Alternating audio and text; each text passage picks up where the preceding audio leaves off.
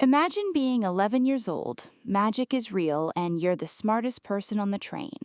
But you're also the loneliest. Welcome to F tier. Today we're ranking every stage of Hermione Granger's life, from the insufferable know-it-all to the woman who literally saved the wizarding world with nothing but a bag and a plan. Let's start at the bottom. F tier.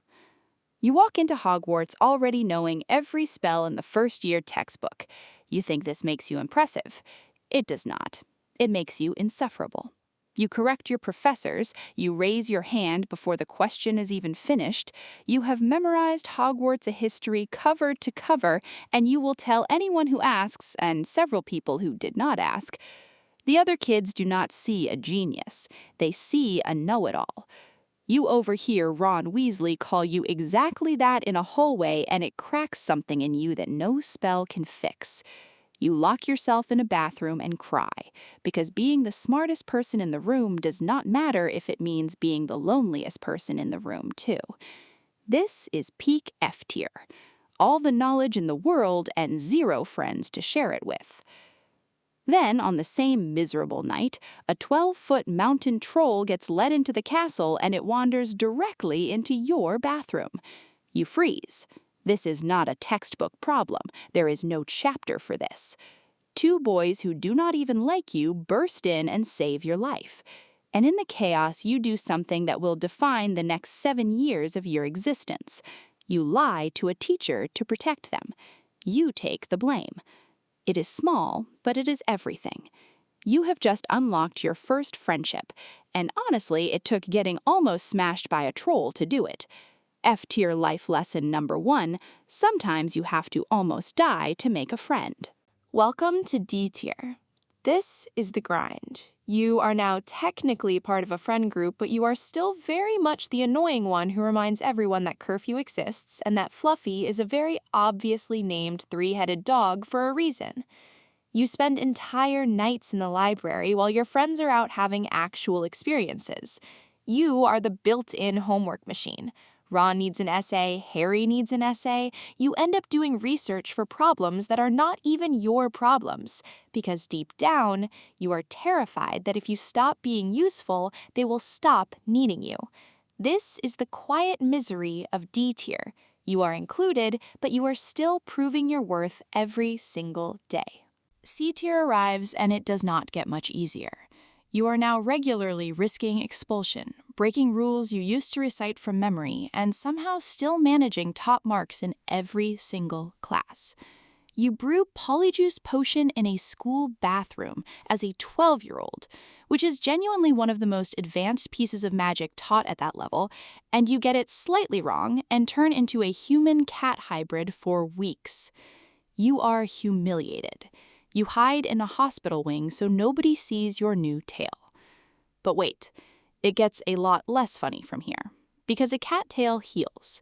Some wounds do not. You get called something no one should ever be called, a slur, thrown at you by another student purely because of your parentage, purely because you were born to non-magical parents in a world that some people believe you do not belong in. This is not just bullying anymore. This is a system telling you that no amount of intelligence, no perfect grade, no memorized spellbook will ever make you equal in their eyes. You cry again, but this time it is different. This time it hardens you instead of breaking you.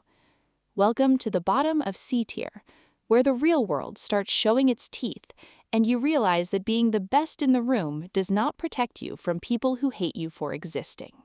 Now we start climbing. B tier. Something shifts. You stop trying to be liked and you start trying to be right. And it turns out those are very different goals. You form Dumbledore's army in secret, teaching other students real defensive magic while the actual professor is a fraud in a pink cardigan. You are not just studying anymore.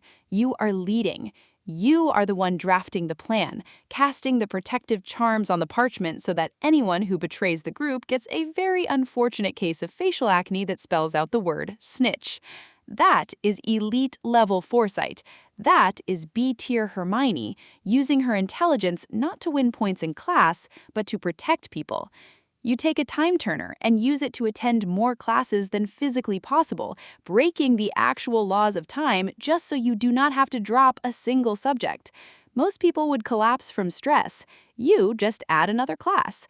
This is the tier where your obsessive work ethic finally starts looking less like a personality flaw and more like a superpower. But being a leader in a classroom is one thing. Being a leader in a war is another. To reach A tier, Hermione had to do the one thing no book could prepare her for. She had to stop being a daughter to become a hero. A tier. This is where you stop being support and become essential. The war is no longer a hypothetical, it is here. And in one of the most quietly devastating decisions in the entire story, you modify your own parents' memories and erase yourself from their lives completely, sending them away to Australia for their own safety. Think about what that means. You loved them enough to make them forget you ever existed. That is not a spell from a textbook. That is a sacrifice no 17-year-old should ever have to make, and you make it without hesitation because you have leveled up past fear. This is A tier. You are no longer the girl who cried in a bathroom over an insult. You are the woman who erases her own existence from the people she loves most just to keep them alive.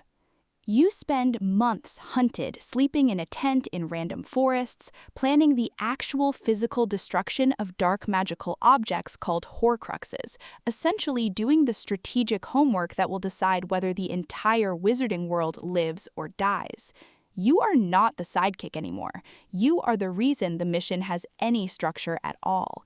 Harry has the destiny, Ron has the loyalty, you have the plan, and without the plan, none of it works. Now, S tier. The Battle of Hogwarts. The castle is being torn apart, spells are flying in every direction.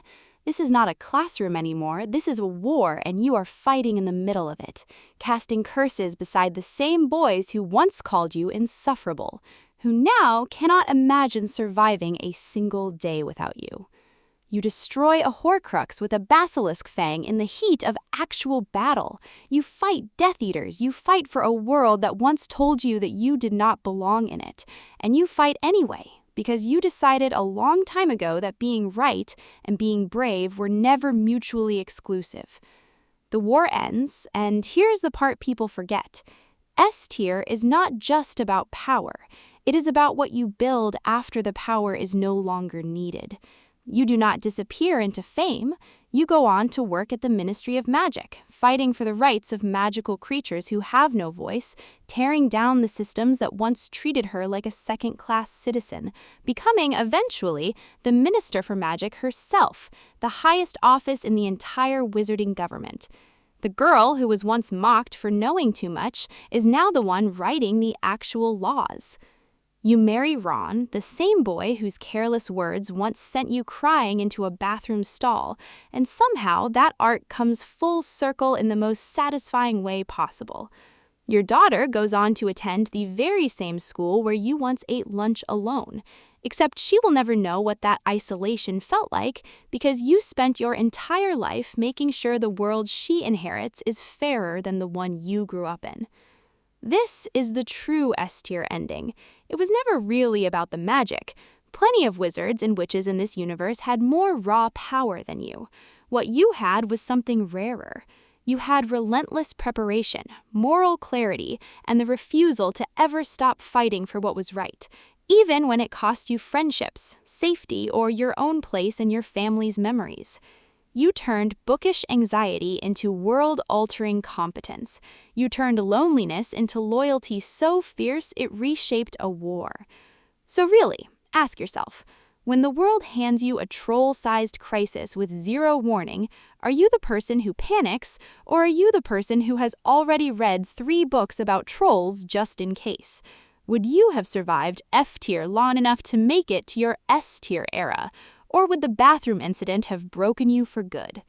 Let me know in the comments what tier you think you would realistically reach, and drop a comment telling me which fictional character's entire life you want ranked next.